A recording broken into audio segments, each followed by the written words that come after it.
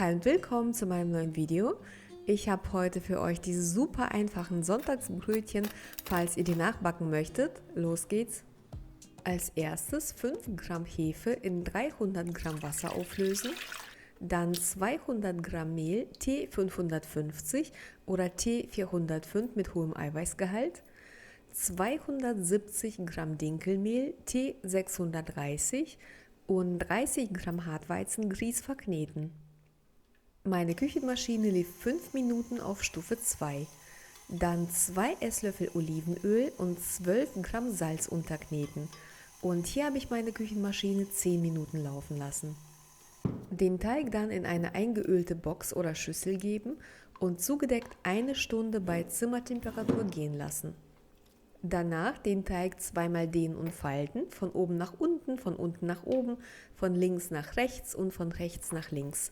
Und dann über Nacht zugedeckt im Kühlschrank gehen lassen. Mein Teig war insgesamt 10 Stunden im Kühlschrank. Am nächsten Tag den Teig auf die Arbeitsfläche geben und in 8 Stücke teilen. Ich habe die Teiglinge alle abgewogen. Jedes Teigstück dann zu einem Brötchen formen. Die Form ist eigentlich völlig egal. Ich mag zum Beispiel die Rosenbrötchen ganz gerne, wenn sie oben so aufreißen. Deswegen schleife ich meine Teigstücke auch nicht ganz rund. Wie ich das mache, ist ganz gut im Video zu sehen. Zum Wälzen nehme ich das Roggenmehl und dann lasse ich meine Teigkugeln nochmal mit der Naht nach unten weitere 20 Minuten zugedeckt gehen, damit sie auch ein bisschen warm werden. In der Zwischenzeit heize ich schon mal den Backofen vor mit Backblech. Dann hole ich das Backblech aus dem Ofen, bestäube es mit etwas Mehl. Ich nehme auch hier das Roggenmehl zum Bestäuben.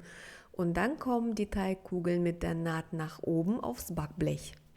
Der Backofen wird dann zum Backen entweder auf 250 Grad Ober- und Unterhitze oder auf 230 Grad Umluft eingestellt.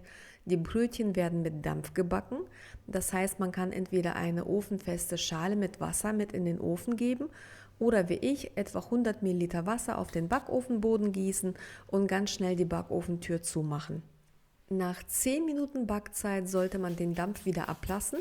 Meine Brötchen habe ich insgesamt 20 Minuten gebacken und nach 15 Minuten Backzeit habe ich die Temperatur um 20 Grad runtergestellt. Aber auch hier hängt natürlich die Backzeit vom Backofen ab und ich habe meine Brötchen mit Umluft gebacken.